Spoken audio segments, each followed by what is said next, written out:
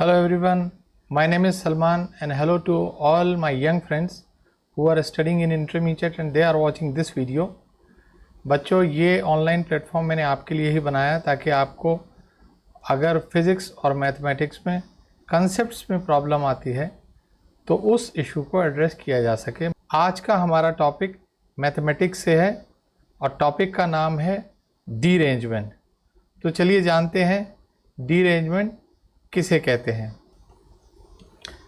Derangement permutation combination के chapter का एक पार्ट है। तो हम समझते हैं कि डीरेंजमेंट किसे कहते हैं। What is a derangement, what does derangement mean. कभी कभी ऐसा होता है ना, घर में बच्चे लोग जब शरारत करते हैं, सब चीज़ इधर उधर कर देते हैं तो मम्मी को बहुत गुस्सा आता है और वो ढूंढती हैं, कुछ चीज़ों को मिलती नहीं है तो गुस्से में कहती हैं सब कुछ उल्टा पुल्टा कर दिया।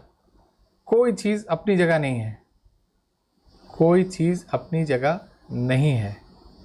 इसी को कहते हैं derangement. Nothing at its place, this is called derangement. तो आज हम जानेंगे कि डीरेंजमेंट किस तरह से हम कैलकुलेट करें, डीरेंजमेंट का क्या कोई फॉर्मूला है और अगर फॉर्मूला है तो उसको कैसे डिराइव किया जाता है। लेकिन डीरेंजमेंट से पहले थोड़ा सा परम्यूटेशन कॉम्बिनेशन को हम रिविज़िट कर लेते हैं, कुछ बेसिक चीज़ें, ताकि जब हम वहाँ अप्लाई करें तो आपको कोई प्रॉब्लम ना हो। आप लोगों को मालूम होगा combination of n things taking r at a time, ये होता है NCR और ये होता है factorial n upon factorial n minus r factorial r।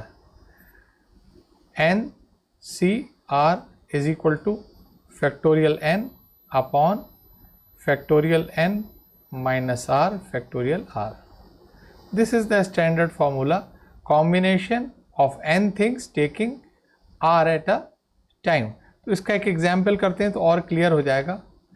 जैसे कि हमको एक 4 की टीम बनाना है 10 लोगों में, मतलब combination of 10 people taking 4 at a time. हमको 4 की टीम्स बनाने हैं तो ये होगा, यहाँ n बराबर है किसके 10 और r बराबर है 4 के, तो कॉम्बिनेशंस किसके बराबर होंगे 10C4। ये बराबर होगा factorial 10 upon factorial 10 minus 4 factorial 4। तो ये बराबर होगा factorial 10 upon factorial 6 factorial 4। Factorial 10 जो है आपको मालूम होगा, फैक्टोरियल की डेफिनेशन ये होगा 10 इंटू 9 इंटू 8 इंटू 7 इंटू 6 और आगे उसको हम खाली फैक्टोरियल 6 ही लिखा रहने देंगे क्योंकि यहाँ नीचे फैक्टोरियल 6 है, फैक्टोरियल 4 है। This will get cancel and then this will be 10 into 9 into 8 into 7 और फैक्टोरियल 4 होगा 4 इंटू 3 इंटू 2 इंटू 1, 4 2 ज़ा 8, 3 3 ज़ा 9, तो 7 3 ज़ा 21, 10 ज़ा 210। So this is the answer. So simple. Permutation of n things taking r at a time, इसका formula होता है NPR factorial n upon factorial n minus r। मतलब number of ways 8 friends can take a snap taking 4 at a time. अगर 4 करके friends जो हैं 4 के group में स्नैप ले रहे हैं तो एक स्नैप ही कई तरह से लिया जा सकता है क्योंकि 4 हैं, उसमें कई अरेंजमेंट्स होंगे। तो टोटल 8 में से हम कितने इस तरह के स्नैप्स बन सकते हैं, यहाँ वो मतलब है। तो ये इसका फॉर्मूला है NPR factorial n upon factorial n minus r. तो यहाँ पर n बराबर है 8 और r बराबर है 4। That means 8p4 which is equal two factorial 8 upon factorial 8 minus 4 factorial 8 upon factorial 4। That means 8 into 7 into 6 into 5 और फैक्टोरियल 4 कट जाएगा उसके बाद। तो ये कितने के बराबर हो जाएगा? 6 5 ज़ा 30 into 56 which will be equal to 1680 which is the answer here. Then permutation of n things taking all at a time. तो हमको पता था अगर r at a time होगा तो np r होगा, और अगर all at a time होंगी तो np n होगा, यानी factorial n upon factorial n minus n। तो factorial n upon factorial 0, factorial 0 आपका 1 डिफाइन होता है, तो this is equal two factorial n। So permutation of n things taking all at a time is npn. Now that means the number of ways in which 5 friends can be photographed is taking all at a time। हम पांचों के पांचों ले रहे हैं, मतलब कोई ऐसा नहीं है कि 3-3 का ग्रुप बना के खींच रहे हैं। तो ये हो जाएगा 5p5 यानी फैक्टोरियल 5। तो ये बराबर होगा 5 into 4 into 3 into 2 20 into 6 is equal to 120. This is the answer. These are some basics which you should know before we go for understanding derangement and deriving the formula for that.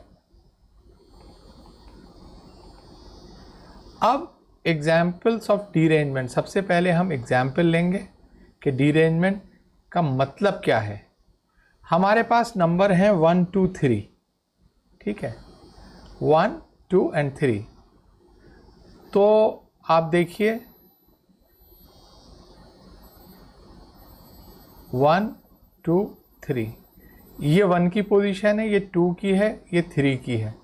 तो कितने तरह के derangement हो सकते हैं यहाँ पर जब कोई अपनी पोजीशन में ना हो। तो पहले हम देखेंगे कितने तरह के टोटल अरेंजमेंट्स हो सकते हैं। तो 3 है और सबके सब हम ले रहे हैं, तो 3p3 यानी फैक्टोरियल 3, मतलब 3 इंटू 2 इंटू 1 6 तरह के। तो अब देखिए 1 2 3 1 3 2 2 3 1 2 1 3 3 1 2 3 2 1, ये 6 तरह के हो गए। अब हम इसमें देखते हैं कि इसमें कितने डीरेंजमेंट हैं। तो हम यहाँ पर उनको इस तरह से डिपिक्ट किया है कि ग्रीन का मतलब सब अपनी जगह है, ब्लू का मतलब कम से कम एक अपनी जगह है, रेड का मतलब कोई अपनी जगह नहीं है, और इसी को हम डीरेंजमेंट कहते हैं। तो देखिए 1 2 3, 1 की जगह 1, 2 की जगह 2, 3 की जगह 3। यहाँ पर 1 3 2, 1 अपनी जगह है, 3 और 2 अपनी जगह नहीं है। यहाँ पर 2 1 3, 3 अपनी जगह है, 2 अपनी जगह नहीं है, 1 अपनी जगह नहीं है। 2 3 1, न 2 अपनी जगह है, न 3 न 1। 3 1 2, न 3 अपनी जगह है, न 1 अपनी जगह, न 2। 3 2 1, 3 अपनी जगह नहीं है, 2 अपनी जगह है, 1 भी अपनी जगह नहीं है। तो अगर आप देखें यहाँ पर रेड का मतलब है कोई अपनी जगह नहीं है, तो ये 2 डीरेंजमेंट हो गए। Out of 6 arrangement, total arrangement, we have 2 derangement जिसमें कोई अपनी जगह नहीं है। ये तो 3 चीज़ों का हो गया। अब हम 4 का ले लेते हैं, 1 2 3 4। तो 4 का अरेंजमेंट कितना होगा टोटल? 4p4 यानी फैक्टोरियल 4। इसका मतलब होगा 4 इंटू 3 इंटू 2 इंटू 1, 4 3 ज़ा 12, 12 2 ज़ा 24, तो 24 अरेंजमेंट्स होंगे यहाँ पर। तो हम यहाँ पर 24 अरेंजमेंट उसी तरह से लिखते हैं। ग्रीन का मतलब चारों के चारों अपनी जगह, ब्लू का मतलब एक अपनी जगह, पर्पल का मतलब दो अपनी जगह, रेड का मतलब कोई अपनी जगह नहीं। तो देखिए ये यहाँ पर आप ये निकाल सकते हैं। तो देखिए कितने हो गए, 1 2 3 4 5 6, 6 इंटू 4 24, तो 24 अरेंजमेंट्स पूरे हैं।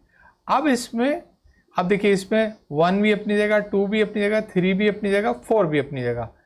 यहाँ पर 1 और 2 अपनी जगह, 4 और 3 अपनी जगह नहीं। इसी तरह से आप सबको देख सकते हैं। अब इसके अंदर ये एक डीरेंजमेंट है, ये एक डीरेंजमेंट है, कोई अपनी जगह नहीं।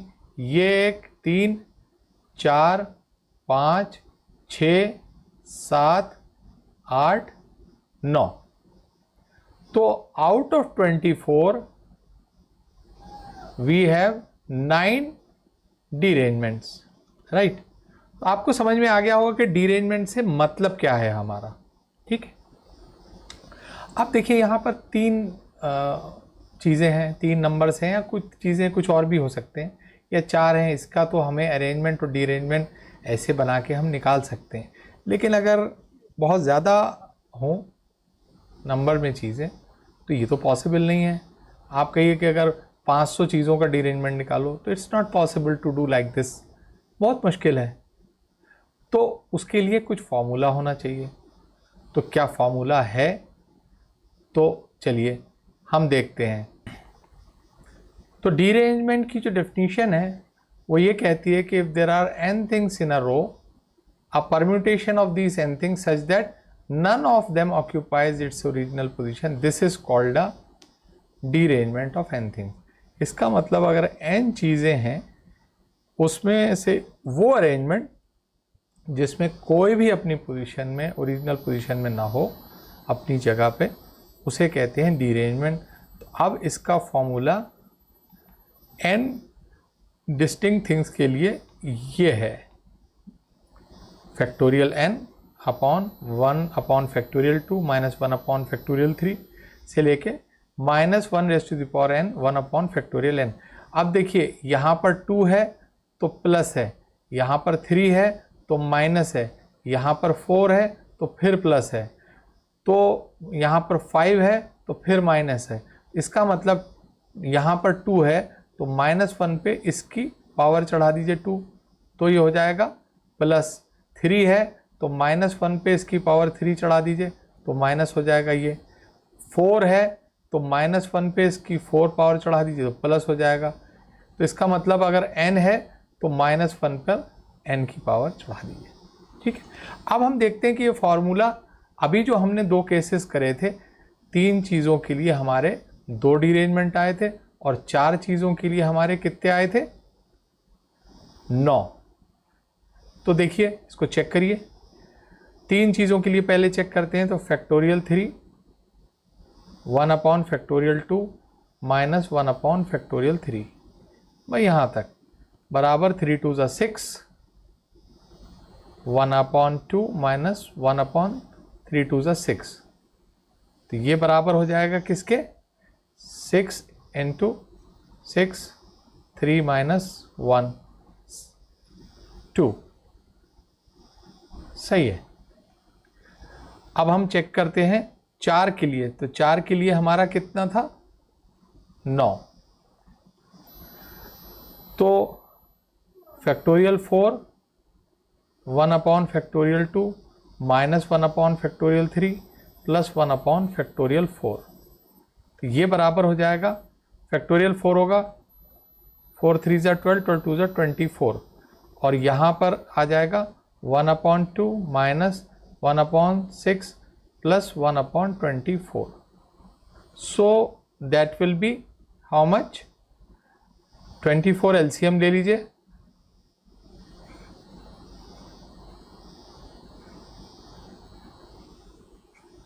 24 बाहर, 2 12 ज़ा 24 माइनस 6 4 ज़ा 24 प्लस 1, तो ये 24 कट जाएगा, 12 में से 3 कट जाएगा तो 9। तो देखिए ये भी हमारा करेक्ट है। तो हमने यहाँ चेक कर लिया फार्मूला, और आपको ये भी आइडिया होगा कि इस फार्मूले से हम डीअरेंजमेंट कैसे निकालते हैं। लेकिन सवाल ये होता है कि ये फार्मूला कैसे आता है, इस फार्मूले को किस तरह से हम डेराइव करें। तो आइए चलिए इस फार्मूले को हम डेराइव करते हैं।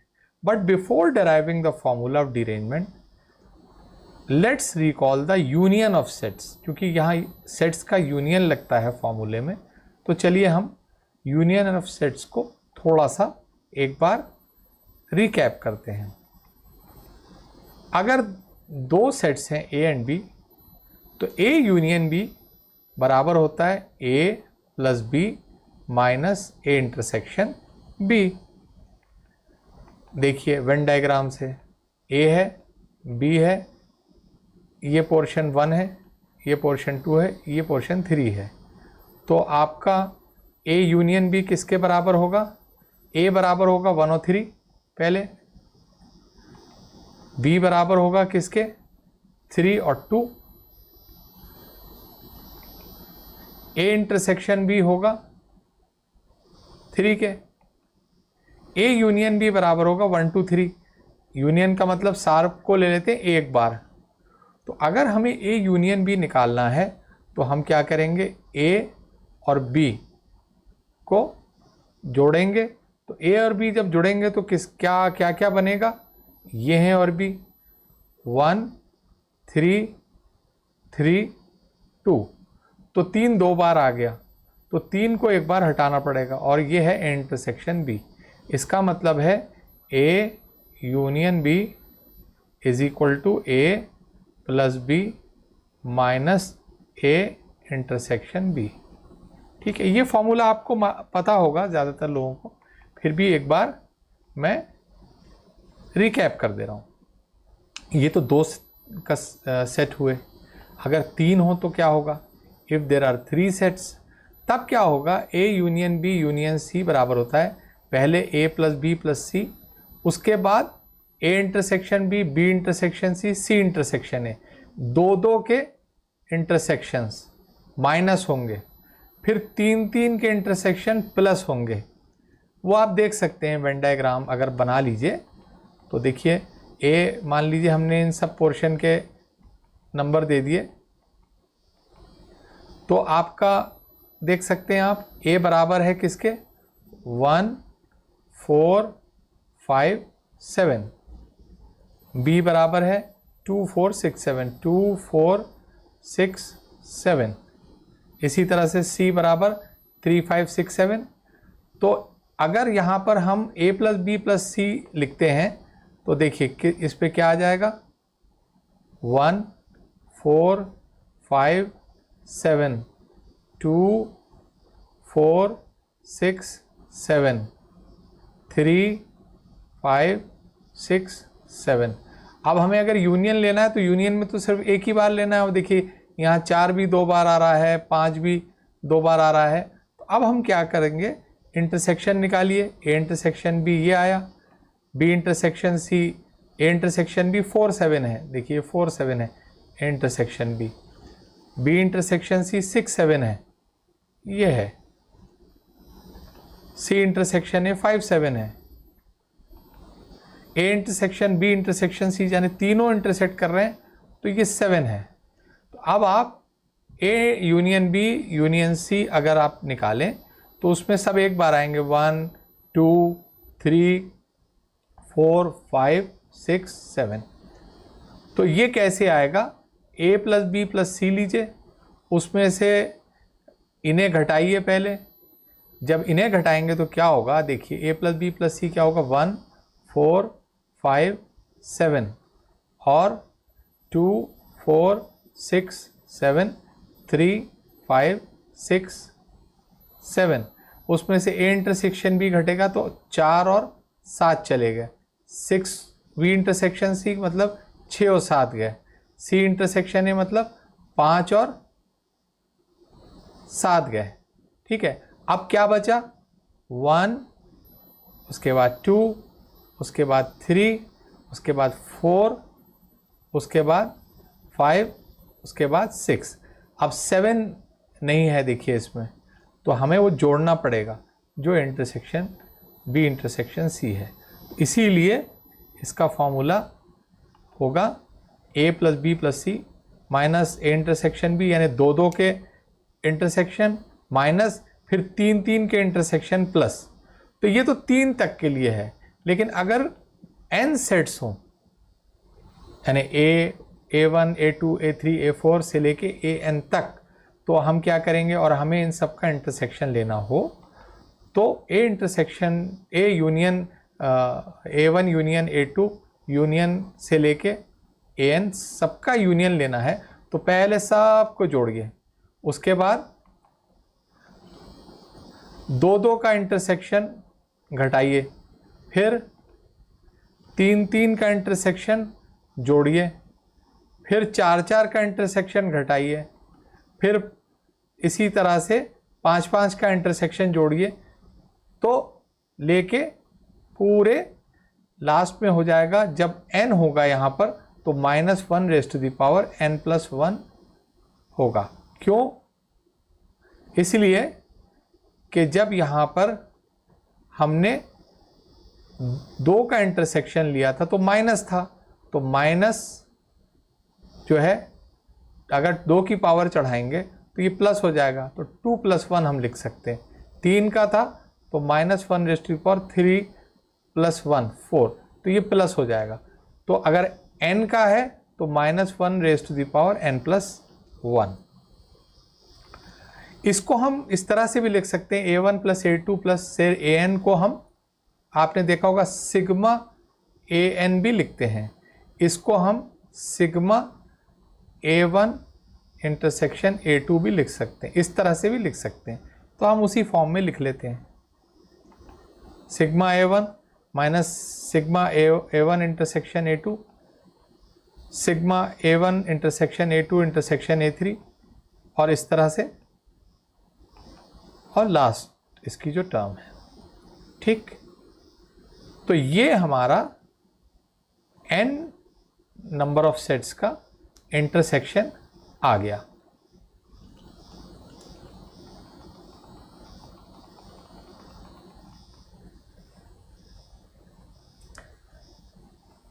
अगर हमारे पास n सेट्स हैं A1 से लेके AN तक, इसका इंटरसेक्शन कैसे निकालेंगे? इसके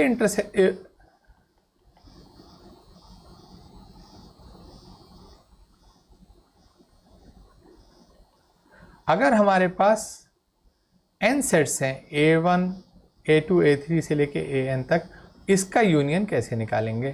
तो A1 यूनियन A2 से लेके AN तक, ये बराबर होगा पहले सबका जोड़ A1 + A2 से AN तक, उसके बाद 2 का इंटरसेक्शन घटाएंगे, फिर 3 का इंटरसेक्शन जोड़ेंगे, फिर 4 का इंटरसेक्शन घटाएंगे, और इसी तरह से लेके जो है वो -1 raise to the power n+1 A1 intersection A2 से लेके AN तक। अब -1 कैसे आया यहाँ पर? अगर यहाँ 2 का था तो -1 रेज़ टू द पावर, अगर 2 करेंगे तो ये प्लस होगा, तो 2 + 1, तो ये माइनस हो गया। देखिए 3 का था तो -1 रेज़ टू द पावर 3 + 1, तभी प्लस होगा। तो n का है तो -1 raise to the power n+1। अब इसको हम सिग्मा A1 भी लिख सकते हैं, इसको हम सिग्मा A1 इंटरसेक्शन A2 भी लिख सकते हैं। ठीक है, तो यहाँ पर हम इसे उसी फॉर्म में लिख देंगे, sigma A1 minus sigma A1 intersection A2 plus sigma A1 intersection A2 intersection A3 and so on, right. Now अब हम फिर से डीअरेंजमेंट को रिविजिट करते हैं, जो अभी हमने थोड़ी देर पहले कैलकुलेट किया था। यही तो था, हमने 3 चीज़ें ली थी तो उसके 2 हमारे डीअरेंजमेंट्स आए थे।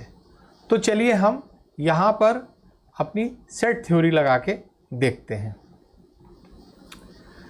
वेन डायग्राम आप लोगों को आता होगा, उसमें हम इसको डिपिक्ट करते हैं। तो मान लीजिए इसके सारे परम्यूटेशंस का ये सेट है, तो ये सेट जो होगा किसके बराबर होगा, फैक्टोरियल 3, यानी 6 एलिमेंट्स होंगे इस सेट्स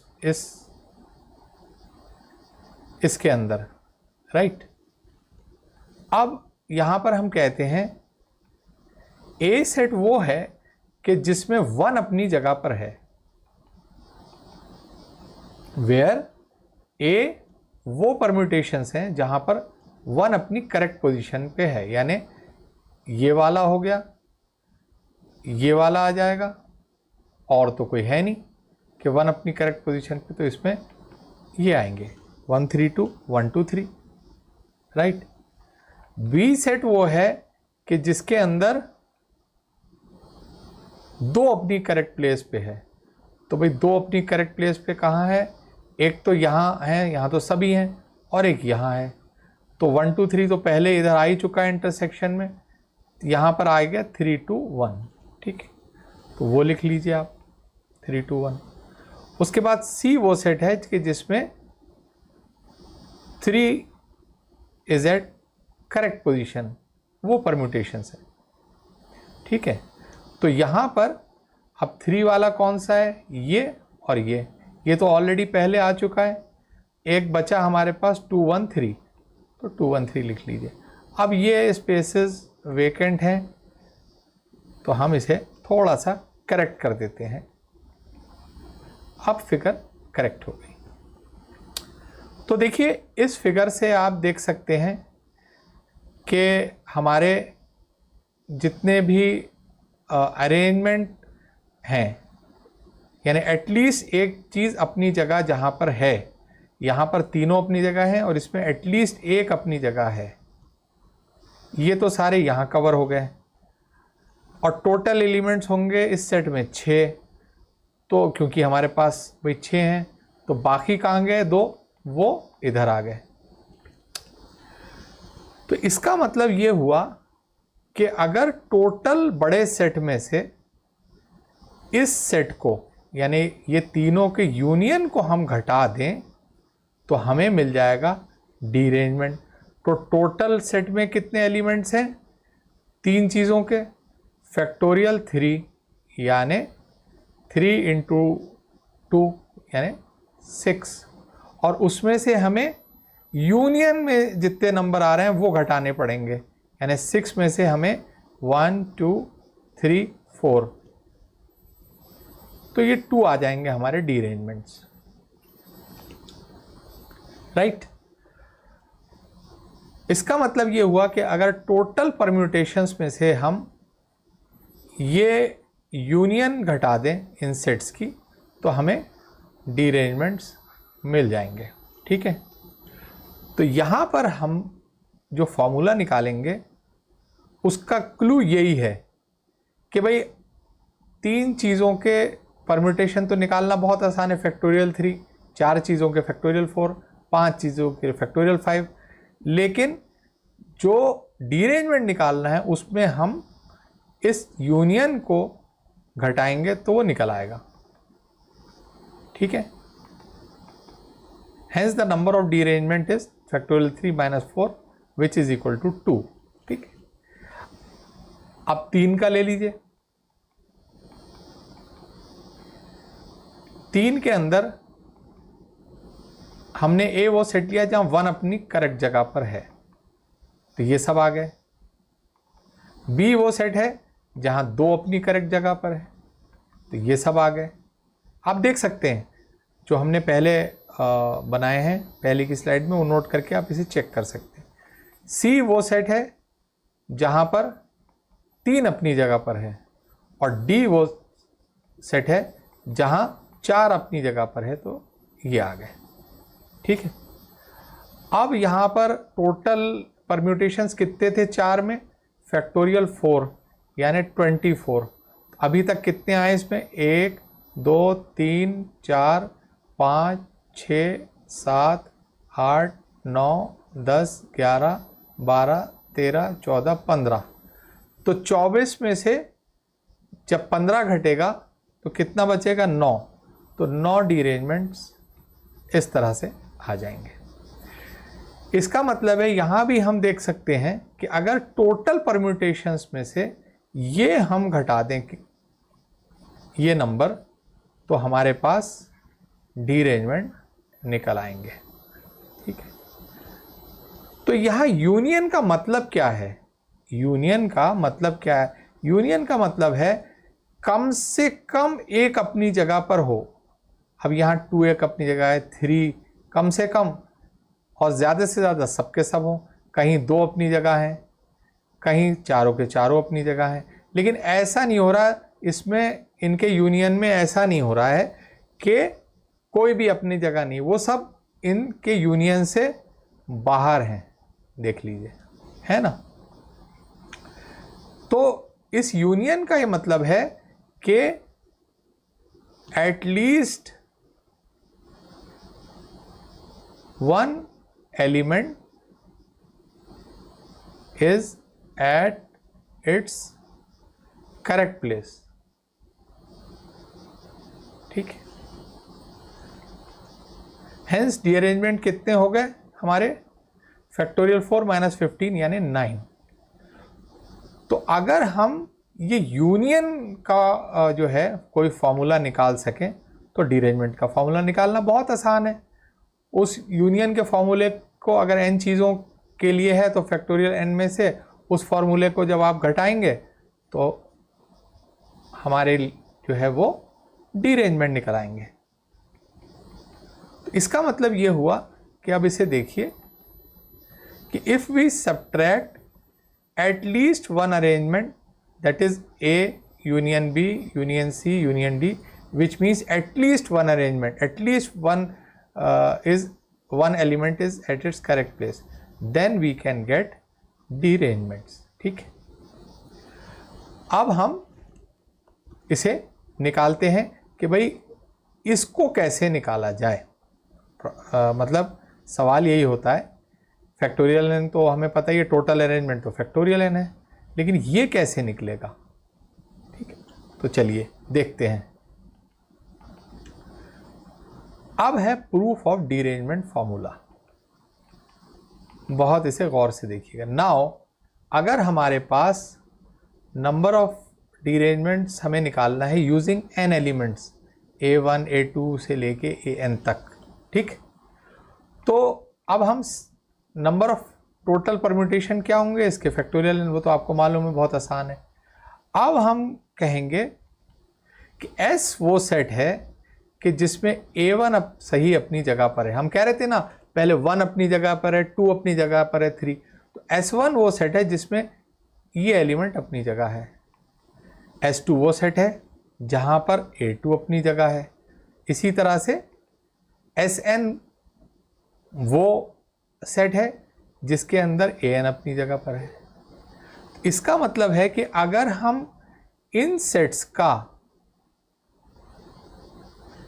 यूनियन निकाल लें, S1 यूनियन S2 से लेके यूनियन Sn तक, और उसको हम फैक्टोरियल n में से घटा दें, तो हमारे पास निकल आएगा डीअरेंजमेंट।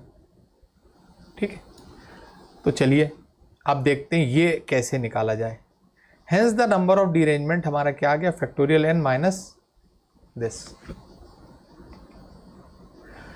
तो इसके लिए हमें मालूम है कि अभी हमने थोड़ी देर पहले बताया था फॉर्मूला, पहले sigma S1 minus sigma S1 intersection S2 plus sigma S1 intersection S2 intersection S3। इस तरह से ये फॉर्मूला हमने अभी थोड़ी देर पहले डिस्कस किया था। तो S1 is set of all permutations where A1 is at its correct place, यानी A1 अपनी सही जगह पर है। तो अगर A1 अपनी सही जगह पर है तो बाकी जगहें जो हैं वो n-1 एलिमेंट्स हैं वो ऑक्यूपाई करेंगे।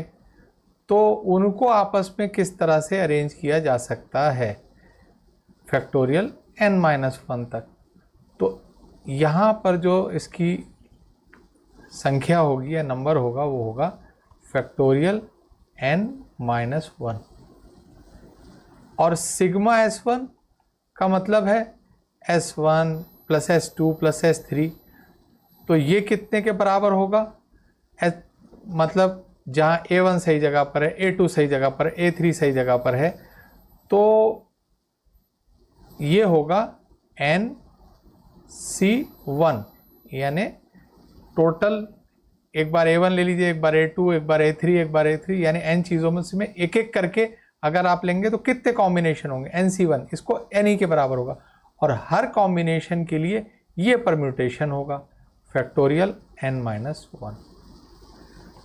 S1 इंटरसेक्शन S2, इसका मतलब है कि जब A1 और A2 अपनी जगह पर हैं तो बाकियों को अरेंज करा जा सकता है फैक्टोरियल n-2 से। और सिग्मा S1 इंटरसेक्शन S2, इसका मतलब ये हुआ कि दो दो के कितने जोड़े बनेंगे n चीज़ों में से? NC2, तो यानी A1 A2 ले लिया, A3 A4 ले लिया, A5 A6, तो इस तरह के जोड़े, और हर जोड़े के लिए इतने परम्यूटेशंस होंगे, फैक्टोरियल n-2। इसी तरह से आप आगे चलते चले आइए, तो लास्ट में जब पूरे के पूरे आप ले लेंगे, यानी सब अपनी जगह पर होंगे, तो ये बराबर हो जाएगा फैक्टोरियल n-1। एक अपनी सही जगह पर है तो n-1, दो तो n-2, और n के n अपनी जगह पर है तो n-n, फैक्टोरियल n-n। ठीक, और सिग्मा अगर आप इसका लेंगे तो n चीज़ों के combination taking all at a time होगा NC_n, और इनटू फैक्टोरियल n-n, ये फैक्टोरियल 0 और ये 1 होगा, तो ये बराबर हो जाएगा NC_n के। ठीक है, तो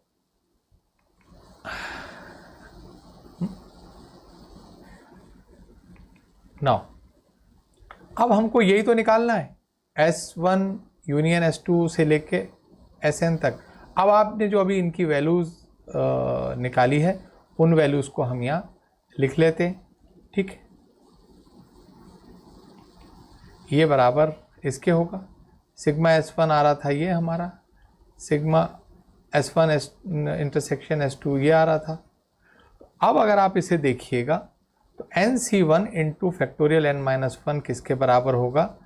factorial n upon factorial n-1 factorial 1 into factorial n-1, तो ये होगा फैक्टोरियल n के, minus NC2 factorial n upon factorial n-2 factorial 2, और ऊपर फैक्टोरियल n-2 है, ये कट जाएगा, प्लस इसी तरह से फैक्टोरियल ये टर्म जो है फैक्टोरियल n अपॉन फैक्टोरियल 3 हो जाएगी, और इसी तरह से आगे, तो ये बराबर हो जाएगा आपका factorial n minus factorial n upon factorial 2 plus factorial n upon factorial 3। इसी तरह से जाते जाते -1n⁻n+1 फैक्टोरियल n, यहाँ पर थर्ड टर्म में 3 है, सेकेंड टर्म में 2 है, तो nth टर्म में होगा फैक्टोरियल n। ठीक, अब आपको इसको टोटल परम्यूटेशंस में से घटाना है डीरेंजमेंट के लिए, तो डीरेंजमेंट जो है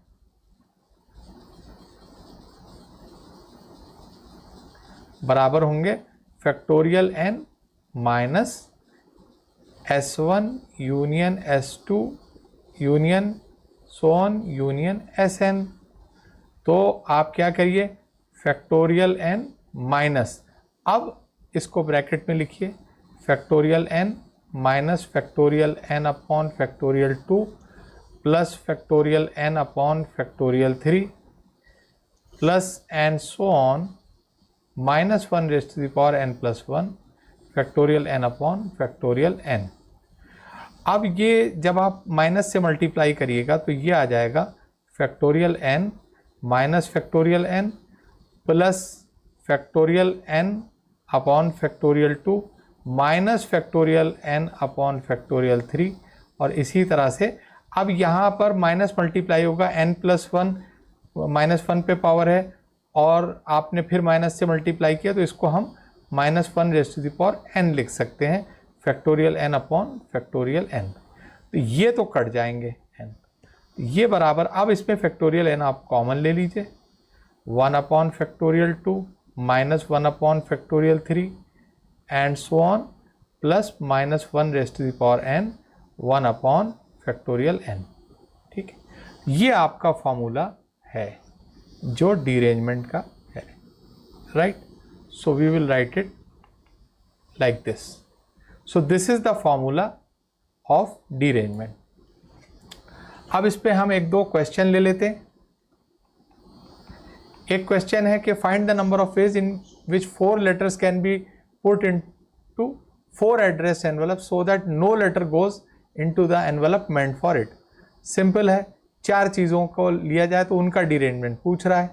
तो factorial 4, 1 upon factorial 2, -1 upon factorial 3, plus 1 upon factorial 4, और इसकी वैल्यू आएगी 4 3 ज़ा 12, 12 2 ज़ा 24, 1 upon 2 -1 upon 6 -1 upon 24, this will B 24, नीचे इसके एलसीएम ले लिया तो 2 12 -6 6 4 ज़ा 24, सॉरी ये +1 है, +1, तो ये कट जाएगा, 12 में से 3 घटेगा, दैट विल बी 9।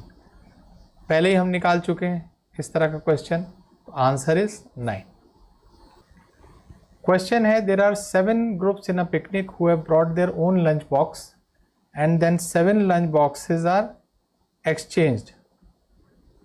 तो कितनी तरह से हो सकता है कि किसी को उसका लंच बॉक्स ना मिले। तो हर ग्रुप एक बड़ा लंच बॉक्स कैरी कर रहा है, लेकिन ये एक्सचेंज हो जाते हैं। तो इसका मतलब है, पूछ रहा है डीरेंजमेंट ऑफ 7 थिंग्स। इसका फॉर्मूला क्या होगा?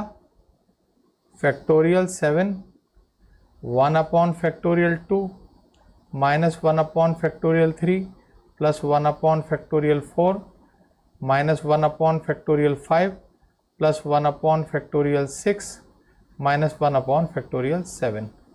ठीक, तो इसका जवाब है 1854। And now this is an exercise for you, you calculate the answer and see if you get the right answer. So this is all about derangement. ये सारा derangement के बारे में है। Hope you are able to understand what is derangement and also you are able to understand how we derive the formula of that. Thanks for watching this video. Have a nice day.